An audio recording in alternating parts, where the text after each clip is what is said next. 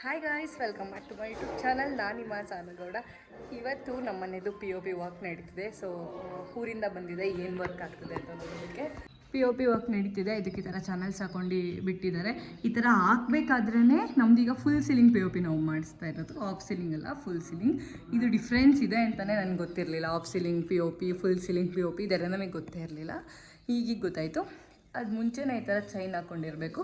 ಆಮೇಲೆ ನೀವು ಲೈಟ್ ಹಾಕೋಕ್ಕೆ ಫ್ಯಾನ್ಗೆ ಏನೇನಿರುತ್ತೆ ಅದನ್ನೆಲ್ಲ ಫಸ್ಟ್ ಈ ಥರ ಹಾಕ್ಕೊಂಡಿರಬೇಕು. ಅಪ್ಪು, ನಮ್ದೇನೋ ಮಿಸ್ಟೇಕ್ ಆಯ್ತಲ್ಲ, ಏನಾಗಿತ್ತು ಹೇಳಿ ಇವಾಗ? ಅಂದರೆ ನಾವು ಈಗ ಫಸ್ಟ್ POP ಸ್ಟಾರ್ಟ್ ಮಾಡಿದ ಆಫ್ ಸೀಲಿಂಗ್ ಅಂತ ಸ್ಟಾರ್ಟ್ ಮಾಡಿದ. ಆಫ್ ಸೀಲಿಂಗ್ ಅಲ್ಲಿ ಏನಾಗುತ್ತೆ ಅಂದರೆ ಇದು ಗ್ಯಾಪ್ ಇರುತ್ತೆ. ನಾವು ಬಿಡಿಸಿರೋದು ಇದೊಂದೇ ಲೈಟಿಂಗ್ ಪಾಯಿಂಟ್ ಅನ್ಕೊಳ್ಳಿ. ಫಾರ್ ಎಕ್ಸಾಂಪಲ್ ಇಲ್ಲಿಂದ ಅಲ್ಲಿ ಲೈಟಿಂಗ್ ಕೊಡಬೇಕು ಅಂದರೆ ಆಫ್ ಸೀಲಿಂಗ್ ಮಾಡಿದ್ರೆ ಅಲ್ಲಿಂದ ಅದು ಎಳ್ಕೊಳ್ಬೇಕಾದ್ರೆ ಮತ್ತೆ ಗೋಡೆ ಹೊಡಿಬೇಕು. ಗೋಡೆ ಒಳಗಡೆ ಮತ್ತೆ ಪ್ಲಾಸ್ಟಿಂಗ್ ಮಾಡಬೇಕು, ಮತ್ತೆ ಪಟ್ಟಿ ಮಾಡಬೇಕು. ಸೊ ಫುಲ್ ಸೀಲಿಂಗ್ ಆದರೆ ಅದು ಹಿಂದ್ಗಡೆ ಕವರ್ ಆಗುತ್ತೆ. ನೀವು ಸ್ಟಾರ್ಟಿಂಗ್ ಅಲ್ಲೇ ಡಿಸೈಡ್ ಆಗಬೇಕು ಮನೆ ಕಟ್ಟಬೇಕಾದ್ರೆ. ಅದೇ ವೈರಿಂಗ್ ಪಾಯಿಂಟ್ ಮಾಡಿಸ್ಬೇಕಾದ್ರೆ ಇಲ್ಲ, ಮೋಲ್ಡ್ ಹಾಕ್ಬೇಕಾದ್ರೆ ಡಿಸೈಡ್ ಆಗಬೇಕು. ನೀವು ಫುಲ್ ಸೀಲಿಂಗ್ ಮಾಡಿಸಿದ್ರೆ ಆಫ್ ಸೀಲಿಂಗ್ ಬರೋಂಥದ್ದೆಲ್ಲ ಮತ್ತೆ ಅದೆಲ್ಲ ಹೊಡಿಬೇಕಾಗುತ್ತೆ. ಫುಲ್ ಸೀಲಿಂಗ್ ಮಾಡಿಸ್ತೀರಾ ಆಫ್ ಸೀಲಿಂಗ್ ಮಾಡಿಸ್ತೀರಾ ಅಂತ ಮೋಲ್ಡಿನ ಟೈಮಲ್ಲೇ ಡಿಸೈಡ್ ಆದರೆ ನಿಮ್ಗೆ ಅರ್ಧ ವೈರಿಂಗ್ ಪ್ರಾಬ್ಲಮ್ ತಪ್ಪು. ಆ್ಯಕ್ಚುಲಿ ನಮ್ಗೆ ಅವ್ರು ಕೇಳಿದ್ರು ಅಲ್ವಾ, ಎಲೆಕ್ಟ್ರಿಷಿಯನ್ ಕೇಳಿದ್ರು ಫುಲ್ ಸೀಲಿಂಗ್ ಆಫ್ ಸೀಲಿಂಗ್ ಅಂತ. ಅವಾಗ ನಾವು ಫುಲ್ ಸೀಲಿಂಗ್ ಅಂತ ನಮ್ಗೆ ಅದು ಐಡಿಯಾ ಇರಲಿಲ್ಲ. ಏನೋ ಒಂದು ಮಾಡಿಸಿದ್ರೆ ಆಯಿತು ಆಮೇಲೆ ಅಂತ ಫುಲ್ ಸೀಲಿಂಗ್ ಅಂತ ಹೇಳಿದ್ವಿ. ಮತ್ತೆ ಆಫ್ ಸೀಲಿಂಗ್ ಮಾಡಿದಾಗ ಮತ್ತೆ ಇದೆಲ್ಲ ಹೊಡ್ಕೊಂಡು ಮತ್ತೆ ವೈರಿಂಗ್ ಎಲ್ಲ ಮತ್ತೆ ಎಕ್ಸ್ಟ್ರಾ ತಗೊಂಡು ಫುಲ್ ಸೀಲಿಂಗ್ ಮಾಡಿದ್ರೆ ಅದು ಹಿಂದ್ಗಡೆಗೆ ವೈರ್ಗಳು ಹಾಕೊಂಡ್ಬಿಟ್ಟು ಅದ್ರ ಮಂಚ ಇದನ್ನ ಹೇಳ್ಕೊಂಡು ಬಿಡ್ತಾರೆ. ಸೊ ನೀವು ಫುಲ್ ಸೀಲಿಂಗ್ ಮಾಡಿಸ್ಬೇಕಾ ಆಫ್ ಸೀಲಿಂಗ್ ಮಾಡಿಸ್ಬೇಕಾ ಅನ್ನೋದು ಫಸ್ಟೇ ಡಿಸೈಡ್ ಆಗಿ. ನಮ್ಗೆ ಹಾಗೆ ಸಿಚುವೇಶನ್ ಹಿಂಗೆ ಇಲ್ಲ. ನಿಮ್ಗೇನಾದ್ರು ಫುಲ್ ಸೀಲಿಂಗಿಗೆ ಬಿಡಿಸಿ ಅದಾದ್ಮೇಲೆ ಆಫ್ ಸೀಲಿಂಗ್ ಮಾಡಿಕೊಟ್ಟಿದ್ರು ಏನೋ ನಿಮ್ಮ ಎಲೆಕ್ಟ್ರಿಷಿಯನ್, ನಮಗೆ ಗೊತ್ತಿಲ್ಲ. ನಮ್ಮ ಎಲೆಕ್ಟ್ರಿಷಿಯನ್ ಹೇಳಿ ನಮಗೆ ಇದು ಮತ್ತೆ ಗೋಡೆ ಹೊಡಿಬೇಕಾಗತ್ತೆ, ನಾವು ಫುಲ್ ಸೀಲಿಂಗಿಗೆ ಬಿಟ್ಟಿದ್ವಿ ಎಲೆಕ್ಟ್ರಿಕ್ ಪಾಯಿಂಟ್ಸು, ನೀವು ಫುಲ್ ಸೀಲಿಂಗ್ ಮಾಡಿ ಅಂದರು. ಸೊ ಇವಾಗ ಪಾಪ ಅವ್ರು ಆಫ್ ಸೀಲಿಂಗ್ ಮಾಡಿಬಿಟ್ಟು ಹೋಗಿದ್ರು ಎಲೆಕ್ಟ್ರಿಕ್ ಪಾಯಿಂಟ್ಸ್ ಮಾಡಿಸ್ಕೊಡಿ ಅಂತ. ಈಗ ಮತ್ತೆ ಬಂದು ಫುಲ್ ಸೀಲಿಂಗ್ ಮಾಡ್ತಿದ್ದಾರೆ. ಸೊ ನೀವು ನಿಮ್ಮ ಇಂಟೀರಿಯರ್ ಹತ್ರ ಮತ್ತು ಎಲೆಕ್ಟ್ರಿಷಿಯನ್ ಹತ್ರ ಇಬ್ಬರ ಹತ್ರನೂ ಡಿಸ್ಕಸ್ ಮಾಡಿ ಫುಲ್ ಸೀಲಿಂಗ ಆಫ್ ಸೀಲಿಂಗ ಯಾವ್ದು ಮಾಡ್ತಾರೆ ಅಂತ ಫಸ್ಟೇ ಡಿಸೈಡ್ ಆಗಿ, ಇಲ್ಲಾಂದರೆ ಎರಡೆರಡು ಸರಿ ಕೆಲಸ ಆಗುತ್ತೆ. ಇದು ಮೊನ್ನೆನೇ ಮುಗ್ದಿತ್ತಿದೆಲ್ಲ ಕೆಲಸ. ಮತ್ತೆ ಇವಾಗ ಬಂದು ಫುಲ್ ಸೀಲಿಂಗ್ ಅವರು ಅದನ್ನು ಡೌನ್ ಮಾಡಿಕೊಂಡು ಮತ್ತೆ ಈಗ ಅದನ್ನು ಅವರು ಫುಲ್ ಸೀಲಿಂಗ್ ಮಾಡ್ತಿದ್ದಾರೆ. ಇನ್ನು ಹಾಲಲ್ಲಿ ಈ ಥರ ಅಂದರೆ ಕಟ್ಔಟ್ ಹತ್ರ ಡಿಸೈನ್ ಮಾಡ್ಕೊಂಡಿದ್ದಾರೆ. ಈ ಥರ ಎಲ್ಲ ಸಾರ್ವೆ ಹಾಕ್ಕೊಂಡಿದ್ದಾರೆ. ಯಾಕಂದರೆ ಆ ಸ್ಟ್ರೈಟಿಗೆ ಅವ್ರಿಗೆ ಸಪೋರ್ಟ್ ಇರಬೇಕಲ್ಲ, ಏನಾದರೂ ಸೌಂಡ್ ಇದ್ದರೆ ಸಾರಿ ಗೈಸ್.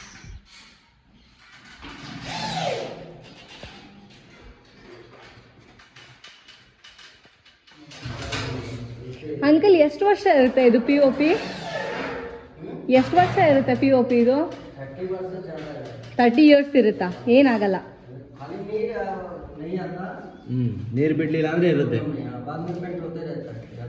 ಮೇಲ್ಗಡೆ ಸೀಲಿಂಗ್ ಅಲ್ಲಿ ನೀರು ನಿಲ್ಲಬಾರ್ದು ಜಾಸ್ತಿ, ಅಂದ್ರೆ ಒಳಗಡೆ ಲೀಕೇಜ್ ಆಗಬಾರ್ದು. ಓಕೆ, ಮೇನ್ ರೂಫಿಂಗ್ ಚೆನ್ನಾಗಿದೆ. ಅದರ್ವೈಸ್ 30 ಇಯರ್ಸ್ ಇರುತ್ತೆ.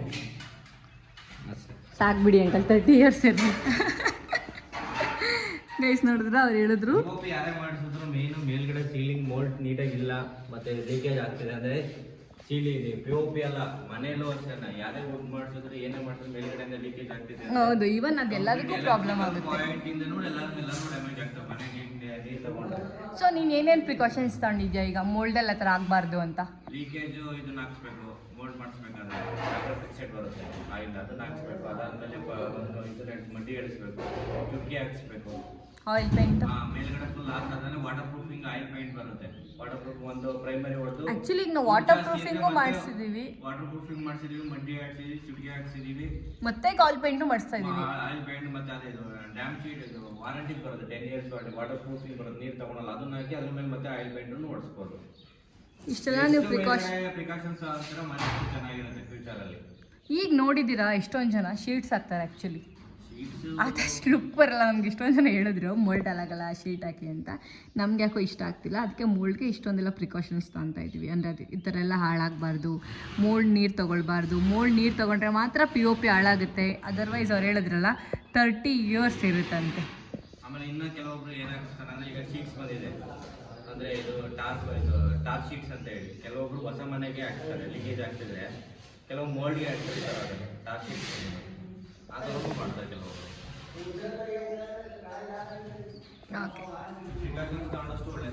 ಓಕೆ ಗೈಸ್, ನೋಡಿದ್ರಲ್ಲ, ನಿಮಗೂ ಯಾವ್ದಾದ್ರು ನಮ್ಮ ಥರ POP ಮಾಡ್ಸೋಕ್ಕೆ ಭಯ ಇದ್ದರೆ ನಮ್ಮ ಇಂಟೀರಿಯರ್ ಡಿಸೈನರು ಇದೆ ಹೇಳಿದ್ದು. ಈಗ POP ವರ್ಕ್ ಮಾಡ್ತಿರೋರ್ನು ನಿಮ್ಮ ಮುಂದೆ ಕೇಳಿದೆ. 30 ಇಯರ್ಸ್ ಇರುತ್ತಂತೆ POP. 30 ಇಯರ್ಸ್ ಅವ್ರು ನಮಗೆ ಗ್ಯಾರಂಟಿ ಕೊಡ್ತಿದ್ದಾರೆ. ಅಂದರೆ 30 ಇಯರ್ಸ್ವರೆಗೂ ಏನೂ ಆಗಲ್ಲ ಅಂತ, ನೀರು ಬರ್ದಲೇ ಇದ್ರೆ ಅಂತ ನಮಗೆ ಗ್ಯಾರಂಟಿ ಇದೆ. ನಮ್ಮ ಮೋಲ್ಡಲ್ಲಿ ಆ ಥರ ನೀರೆಲ್ಲ ತೊಗೊಳ್ಳೋದು ಆ ಥರ ಎಲ್ಲ ಆಗಲ್ಲ ಅಂತ. ಯಾಕಂದರೆ ಇಷ್ಟೊತ್ತರೆಗೂ ನನ್ನ ಹಸ್ಬೆಂಡ್ ಹೇಳಿದ್ರು ಅದೆಲ್ಲ ಪ್ರಿಕಾಷನ್ಸು ನಾವು ಮಾಡಿದ್ದೀವಿ.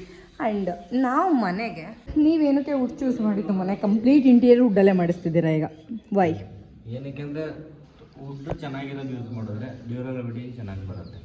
ಅಲ್ಯೂಮಿನಿಯಂ ಚೆನ್ನಾಗಿಲ್ಲ ಅಂತಲ್ಲ, ನಮಗದು ಸೆಟ್ ಆಗ್ತಿಲ್ಲ ಅಂತ. ಹಂಗಂತ ಯಾರು ಅಲ್ಯೂಮಿನಿಯಂ ಇಂಟೀರಿಯರ್ ಬೇಜಾರು ಮಾಡ್ಕೊಂಬಿಡಿ. ಆಮೇಲೆ ಅಲ್ಯೂಮಿನಿಯಂ ಇಂಟೀರಿಯರ್ ಅವ್ರು ಮನೆಗೆ ಮಾಡಿಸಿದವರು ಬಂದು ಅಲ್ಯೂಮಿನಿಯಂ ಹಂಗೆ ಹಿಂಗೆ ಅಂತೆಲ್ಲ ಕಮೆಂಟ್ ಮಾಡಿ ನಾವು ಅಷ್ಟೇ ಇಂಟೀರಿಯರು ನಮಗೆ ವುಡ್ ಹಾಕಿದ್ರೆ ನ್ಯಾಚುರಲ್ ಆಗಿರುತ್ತೆ, ಚೆನ್ನಾಗಿ ಕಾಣ್ತದೆ ಅಂತ ನಾನು ಅಂದರೆ ಆ ಲಕ್ಸುರಿ ಲುಕ್ ಬರುತ್ತೆ ಅಂತ. ಹಂಗಂತ ಅಲ್ಯೂಮಿನಿಯಂ ಇಂಟೀರಿಯರ್ ನಮ್ದನ್ನ ನೀವು ಡಿಮೋಟ್ ಮಾಡ್ತಾ ಇದ್ದೀರಾ. ನಮಗೆ ಇಷ್ಟ ಆಗಿದ್ದು ವುಡ್ ಇಂಟೀರಿಯರ್. ನಮ್ಗೆ ಅವರು ಹೇಳಿದ್ರು ನಾವು ಆಕ್ಚುಲಿ ಅಲ್ಯೂಮಿನಿಯಮೇ ಹಾಕ್ಸ್ಬೇಕು ಅಂದ್ಕೊಂಡಿದ್ದು. ನಮ್ಮ ಬಜೆಟ್ ಸ್ವಲ್ಪ ನಮ್ಗೆ ಅಡ್ಜಸ್ಟ್ ಆಯಿತು, ಸೊ ಅದರಿಂದ ನಾವು ವುಡ್ ಹಾಕ್ಸ್ಕೊಂತಾ ಇದೀವಿ ಅಂತಿಲ್ಲ, ನಾವು ಅಲ್ಯೂಮಿನಿಯಮೇ ಹಾಕ್ತಾ ಇದೀವಿ. ವುಡ್ಗೂ ಅಲ್ಯೂಮಿನಿಯಮ್ಗೂ ಒಂದು 40% ಡಿಫ್ರೆನ್ಸ್ ಬಂದೇ ಬಂತು. ಅಮೌಂಟ್ ತುಂಬ 50-50 ರೇಂಜಲ್ಲಿ ಡಿಫ್ರೆನ್ಸ್ ಬರುತ್ತೆ ನಿಮಗೆ ಬಜೆಟ್ ವೈಸಲ್ಲಿ. ಸೊ ವುಡ್ ಚೆನ್ನಾಗಿರೋ ಕ್ವಾಲಿಟಿ ಹಾಕಿ ಚೆನ್ನಾಗಿ ಡ್ಯೂರಬಿಲಿಟಿ. ಅಲ್ಯೂಮಿನಿಯಮ್ ಡ್ರಾಬ್ಯಾಕ್ಸ್ ಏನಂತಂದರೆ ಅದು ಅವ್ರಿಗೂ ಗೊತ್ತು, ಯಾರು ಮಾಡಿಸಿದ್ದಾರೆ ಮಾಡ್ತಿದ್ದಾರೆ ಅವ್ರಿಗೂ ಗೊತ್ತಿದೆ. ಅದು ಸ್ಕ್ರೂಸ್ ಎಲ್ಲ ಏನಿದೆ ಕಂಟಿನ್ಯೂಸ್ ಯೂಸೇಜ್ ಆದಾಗ ಸ್ವಲ್ಪ ಅದು ಹೋಲ್ ಇರುತ್ತಲ್ಲ, ಸ್ಕ್ರೂ ಹಾಕಿದ್ರೆ ಅದು ಸ್ವಲ್ಪ ಲೂಸ್ ಆಗುತ್ತೆ, ಸ್ಕ್ರಾಚಸ್ ಬಿದ್ದಂಗೆ ಲೂಸ್ ಆದಂಗೆ ಆಗುತ್ತೆ, ಅದು ಸೌಂಡ್ ಬರುತ್ತೆ. ಸೊ ಅದರಿಂದ ನಾವು ಅದು ಬೇಡ ಅಂತ ಹೇಳಿ ಡಿಸೈಡ್ ಆಗಿ ವುಡ್ಡಿಗೆ ಬಂದಿದ್ದೀವಿ. ಸೌಂಡು ಬರುತ್ತೆ. ವುಡ್ ಏನಂತ ಹಾಳಾಗಲ್ಲ ಅಂತಲ್ಲ, ವುಡ್ ಯಾವ ಥರ ಮೇಂಟೈನ್ ಮಾಡ್ತೀವಿ ಅನ್ನೋದ್ರ ಮೇಲೂ ಡಿಪೆಂಡ್ ಆಗುತ್ತೆ. ಸೊ ಎಲ್ಲದರಲ್ಲೂ 50-50 ರೇಂಜ್ ಇರುತ್ತೆ. ಸೊ ನೋಡ್ಕೊಂಡು ಇದು ಮಾಡಬೇಕು. ನಾವು ಫಸ್ಟ್ ಮನೆ ಕಟ್ತಿರೋದ್ರಿಂದ ನಾವು ಒಂದಷ್ಟು ಸಜೆಷನ್ಸ್ನ ತೊಗೊಬೇಕು. ಸೊ ನಾವು ಒಂದು 10 ಮೆಂಬರ್ಸ್ ಇಂಟೀರಿಯರ್ಸ್ನ ಮೀಟ್ ಮಾಡಿದಾಗ ಯಾರೂ ನಮಗೆ ಅಲ್ಯೂಮಿನಿಯಂ ಸಜೆಸ್ಟ್ ಮಾಡಿಲ್ಲ. ಹಂಗಂತ ಅವ್ರು ಅಲ್ಯೂಮಿನಿಯಂ ಮಾಡಲ್ಲ ಅದಕ್ಕೆ ಸಜೆಸ್ಟ್ ಮಾಡಿಲ್ಲ ಅಲ್ಲ.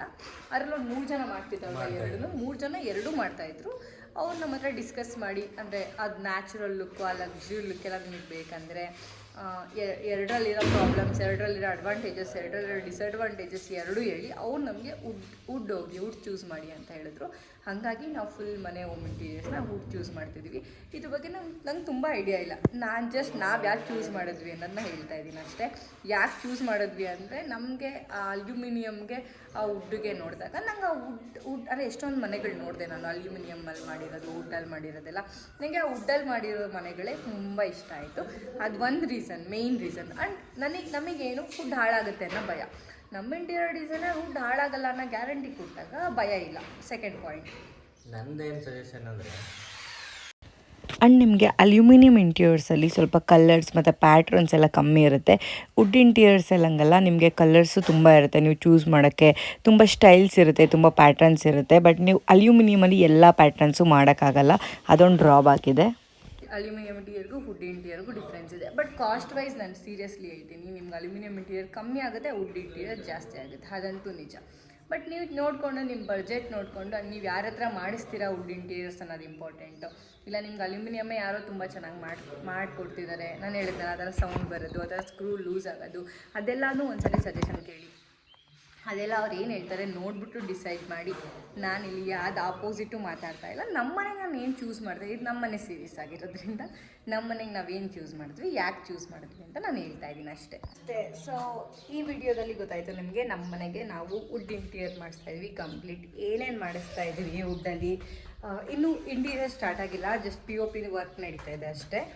ಆ್ಯಂಡ್ ಬಾಲ್ಕನಿಗೆ ನಾವು ಅಂದರೆ ಸೀಲಿಂಗ್ ಮಾಡಿಸಿರೋದು ಈ ಥರ PVC ಶೀಟ್ಸಲ್ಲಿ. ಇದು ನೋಡೋದಕ್ಕೆ ನಿಮಗೆ ವುಡ್ ಥರ ಕಾಣುತ್ತೆ ನೋಡಿ, ಈ ಥರ ಫುಲ್ ವುಡ್ ಥರ ಕಾಣುತ್ತೆ. ಬಟ್ ಇದು PVC ಶೀಟ್ಸ್. ಫುಲ್ ಬಾಲ್ಕನಿ ಈ ಥರ ಕವರ್ ಮಾಡಿದ್ದೀವಿ. ಇದು ಒಂದು ವರ್ಕ್ ಕಂಪ್ಲೀಟ್ ಆಗಿದೆ. ಇನ್ನು ಮೇಲ್ಗಡೆ ಒಂದು ಸ್ಟೆಪ್ ಇದೆ ಅಲ್ಲ ನಮ್ಮ ಮನೆಯದು, ಅಲ್ಲಿ ಮೇಲ್ಗಡೆ ಅದೂ ಈ ಥರ PVC ಶೀಟ್ಸಲ್ಲೇ ಕವರ್ ಆಗಬೇಕು ಇವಾಗ. ಇದು ನೋಡಿ PVC ಫ್ಲೂಟೆಡ್ ಪ್ಯಾನೆಲ್ಸ್ ಇದು ಈ ಥರ ಬರುತ್ತೆ. ಇದನ್ನೇ ಬಾಲ್ಕನಿಗೆ ಹಾಕಿರೋದು. ಈ ಥರ ಫ್ಲೂಟೆಡ್ ಪ್ಯಾನೆಲ್ಸ್ ಅಂತ ಕರೀತಾರೆ, ಇದಕ್ಕೆ PVC ಫ್ಲೂಟೆಡ್ ಪ್ಯಾನೆಲ್ಸ್ ಅಂತ. ಇದನ್ನೇ ಹಾಕಿರೋದು ಬಾಲ್ಕನಿಗೆ. ಇವಾಗ ಇದನ್ನು ಇಲ್ಲಿ ಹಾಕ್ಕೊಳ್ತಾರೆ, TV ಯೂನಿಟ್ ಹತ್ರ ಅಂತಲ್ಲ ಇಲ್ಲಿ ಹಾಕ್ಕೊಳ್ತಾರೆ.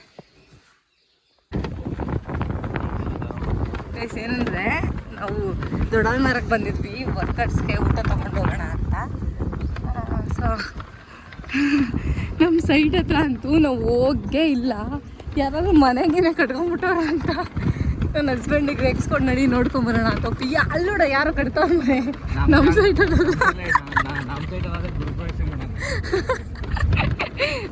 ಅಪ್ಪ ಎಷ್ಟು ದಿನ ಆಯ್ತು ನಿನ್ನ ಸೈಟ್ ಹತ್ರ ಒಂದು ವರ್ಷ ಆಯ್ತಾ? ಇದು ಯಾವುದೋ ಒಂದು ಮನೆ ಆಗ್ಬಿಟ್ಟೈತೆ ಗೈಸ್. ನೋಡಿ ಇಲ್ಲಿ ಲೇಔಟ್ ಇದೆ ಗೈಸ್. ನೋಡಿ ಇದು ಹೊಸ ಲೇಔಟ್ ಅಂತ ಏನು ಹೇಳಲ್ಲ. ಆಲ್ರೆಡಿ ಎಷ್ಟು ದಿನ ಆಯ್ತಪ್ಪ ಈ ಲೇಔಟ್ ಆಗಿ? ನಾವು ಸೈಡ್ ತೊಗೊಂಡೆ ಒಂದು 3 years ಆಯಿತಾ? ಜಾಸ್ತಿ ಆಯಿತಾ? ನಾವು ಸೈಡ್ ತೊಗೊಂಡೆ ಒಂದು 4 years ಆಯಿತು. ನಿಮಗೆ ಅಲ್ಲಿ ವೆಹಿಕಲ್ ಯಾವ ಥರ ಬಂದರೆ ಕಾಣುತ್ತೆ. ಹೈವೇಗೆ ಇಷ್ಟು ನಿಯರ್ ಬೈ ಇದೆ ಇದು ಲೇಔಟು. ಲೇಔಟು ಕೂಡ ತುಂಬ ಚೆನ್ನಾಗಿದೆ. ಇವಾಗ ಹೊಸ ಹೊಸ ಮನೆಗಳಾಗ್ತಾ ಇದ್ದಾವೆ. ಯಾರಿಗಾದ್ರೂ ಸೈಟ್ ಬೇಕಿದ್ರೆ ಕಾಂಟ್ಯಾಕ್ಟ್ ಮಾಡಿ. ನಮ್ಮ ಲೇಔಟಲ್ಲ, ನಾವು ಸೈಟ್ ತೊಗೊಂಡಿರೋ ಲೇಔಟು ಇನ್ನೂ ಸೈಟ್ ಇದೆ. ನೀವೇನಾದ್ರು ಇನ್ವೆಸ್ಟ್ಮೆಂಟ್ ಮಾಡೋ ಪ್ಲ್ಯಾನ್ ಇದ್ದರೆ this is the best place to invest ಅಂತ ಹೇಳ್ತೀನಿ. ಯಾಕಂದರೆ ನಮ್ಮ ಊರಲ್ಲೆಲ್ಲ ಇಂಡಸ್ಟ್ರಿಯಲ್ ಏರಿಯಾಗೆ ಇನ್ನೇನು ನೋಟಿಸ್ ಬರುತ್ತೆ. ಆಬ್ವಿಯಸ್ಲಿ ಅಲ್ಲಿ ನೋಟಿಸ್ ಬಂದಿದ ತಕ್ಷಣ ಇಲ್ಲಿ ವ್ಯಾಲ್ಯೂ ಜಾಸ್ತಿ ಆಗೇ ಆಗುತ್ತೆ. ಅಲ್ಲಿ ನೋಡಿ ಅಲ್ಲಿ ವೆಹಿಕಲ್ಸ್ ಹೋಗ್ತಿದೆ. ಹಾಂ, ನೆಕ್ಸ್ಟ್ ಯಾವುದೇ ಕನ್ವರ್ಷನ್ಸ್ಗೆ ಪರ್ಮಿಷನ್ ಸಿಗೋದು ಡೌಟು. ದೊಡ್ಡಲ್ ಮರದಲ್ಲ ಯಾವುದೇ ಸೈಟ್ಗಳು ಮಾಡಬೇಕು ಅಂದರೆ ಕನ್ವರ್ಷನ್ ಸಿಗಲ್ಲ. ಏನಾಗಿದ್ದಾವೆ ಕನ್ವರ್ಷನ್ಸ್ ಆಗಿದ್ದಾವೆ ಅಷ್ಟೇ ಸೈಟ್ ಲಾಸ್ಟ್. ಎಸ್, ನನಗೆ ಇವೆಲ್ಲ ಗೊತ್ತಿಲ್ಲ. ಜಾಗ ಚೆನ್ನಾಗಿತ್ತು. ನಮಗೆ ಮದುವೆ ಆಗಿ ಒಂದು 3 years ಅಷ್ಟರಲ್ಲಿ ಒಂದು ಸೈಟ್ ತೊಗೊಬೇಕನ್ನೋದಿತ್ತು. ಆ ಟೈಮಲ್ಲಿ ಹುಡುಕಿದಾಗ ಈ ಲೇಔಟ್ ನಮ್ಗೆ ಇಷ್ಟ ಆಯಿತು, ತೊಗೊಂಡ್ವಿ. 30-50 ನಾವು ಸೈಟ್ ತೊಗೊಂಡ್ರೆ 30-50 ನಾವು ತೊಗೊಂಡಾಗ 1250 ಇತ್ತಲ್ಲ ಸ್ಕ್ವೇರ್ ಫೀಟು. 18 lakhs ಆಯಿತು. 1250 ಇತ್ತು ಸ್ಕ್ವೇರ್ ಫೀಟ್ಗೆ. ಈಗ ಎಷ್ಟಿದೆ ಐಡಿಯಾ ಇಲ್ಲ. ನೋಡಿ ಅಲ್ಲೆಲ್ಲ ವೆಹಿಕಲ್ಸ್ ಹೋಗ್ತಾ ಇದೆ ನೋಡಿ. ಅಷ್ಟು ಅಂದರೆ ಹೈವೇಗೆ ವಾಕಬಲ್ ಇದೆ. ಇದು ಒಳ್ಳೆ ಪ್ಲೇಸಲ್ಲೇ ಇದೆ. ನಾನು ಏನಕ್ಕೆ ವಿಡಿಯೋ ಮಾಡ್ತಿದ್ದೆ ಅಂದರೆ ರೀಸೆಂಟ್ಲಿ ನನ್ನ ಫ್ರೆಂಡ್ ಒಬ್ಬಳು ಕೇಳಿದ್ಲು ನನಗೆ, ನಿಮ್ಮ ಏರಿಯಾ ನಿಯರ್ ಬೈ ಎಲ್ಲಾದರೂ ಒಳ್ಳೆ ಲೇಔಟ್ ಇದ್ದರೆ ಹೇಳು ಅಂತ.